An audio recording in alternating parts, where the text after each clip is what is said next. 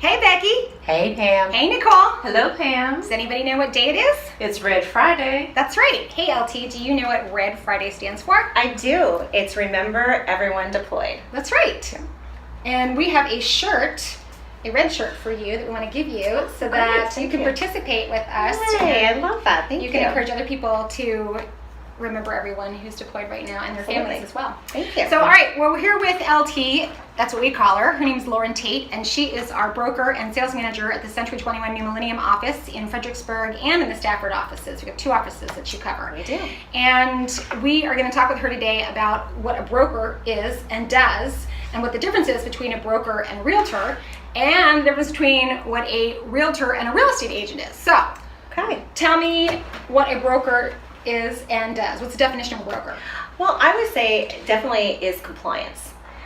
We are, as a supervising broker, I am there to make sure that our clients are being correctly represented and that the agents that we have here are doing what's necessary within the bounds of their real estate license. Yeah, and we also have an associate broker with us. She's a broker, but she is a sales or a associate broker at Century 21 New Millennium, and that's Becky.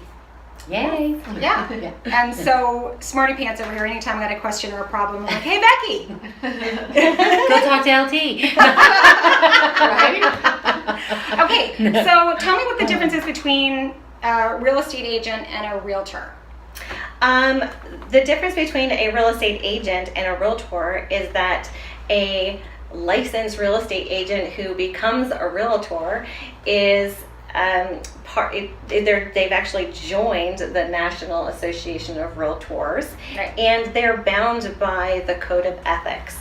So being a real estate agent, that's basically letting you have the ability to sell real estate. Right. The caveat in our market is if you're a real estate agent and you do not become part of our local, state, and national association, then that real estate agent would not be able to syndicate that listing to the majority of consumers out there. You cannot become a key holder of the multiple listing system in our market if you are not a realtor.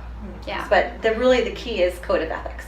Yeah, and I think that's for me, that's everything, because it's a pretty strict code, and it's broken into 3 sections. One is duty to our clients. Absolutely. The other is duty to the public and duty to other realtors. And it means that we have a fiduciary duty, not just to the ones that we're representing, but also to the ones on the other side of the table, too. That's that right. we protect them as well. That's right. And that we don't discriminate against anybody. That's the duty to the public.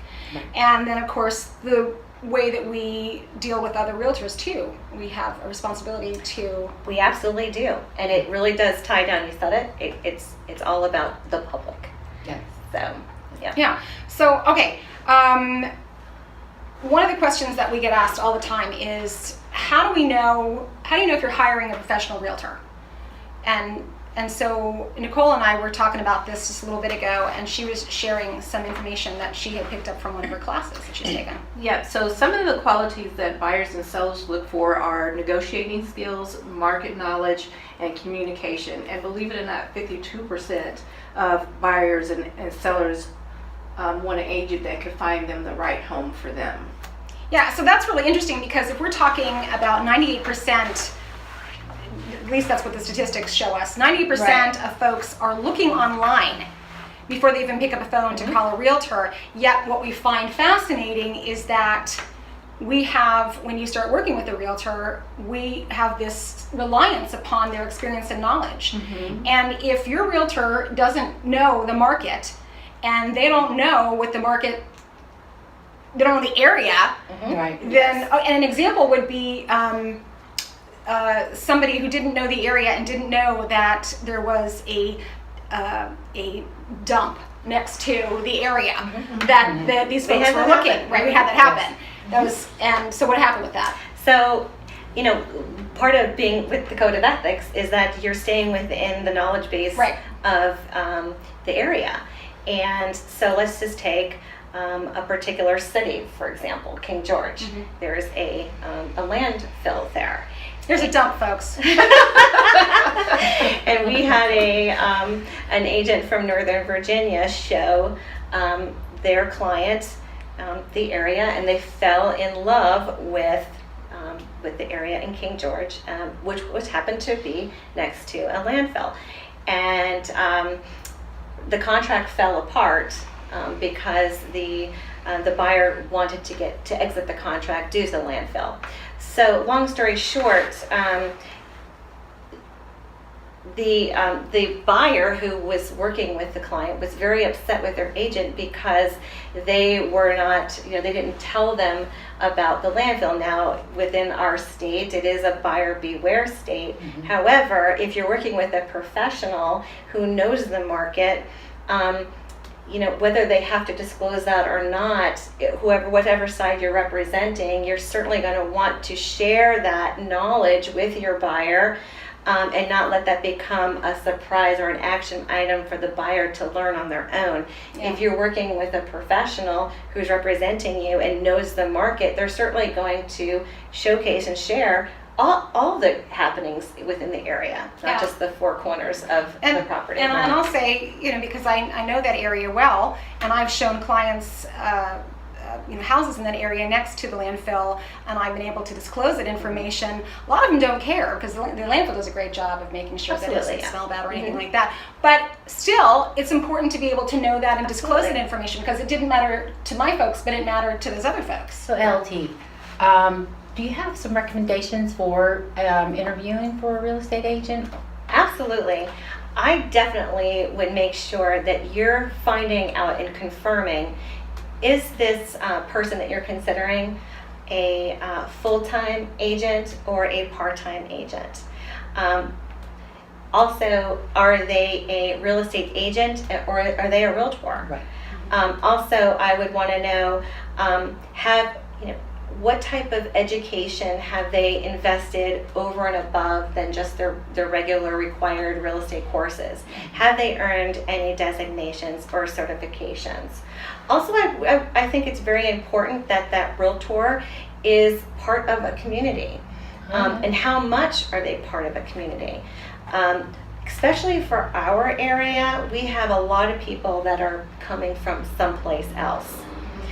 It's a pretty difficult area to navigate should you not know the area. Yeah, true. Right. And you want to definitely find a professional who is going to be able to really listen to your concerns, not just your home buying needs, but your lifestyle needs, and be able to seek out and find those areas as well as those hidden features and benefits of our area. And I'm just going to say, Nicole, Yes.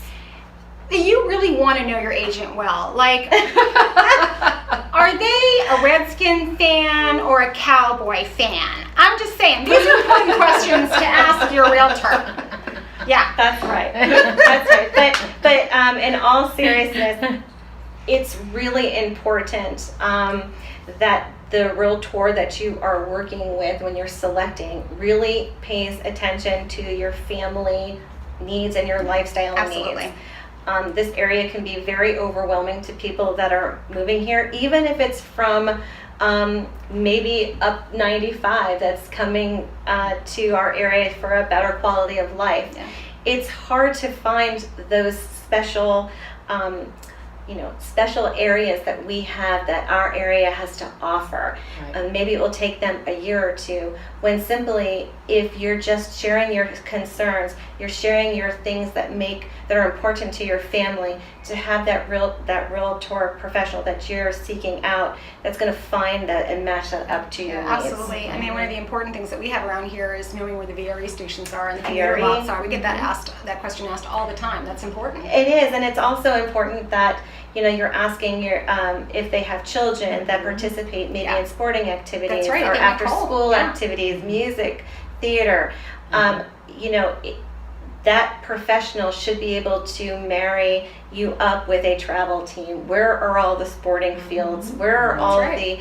the, all the different points of interest for your family?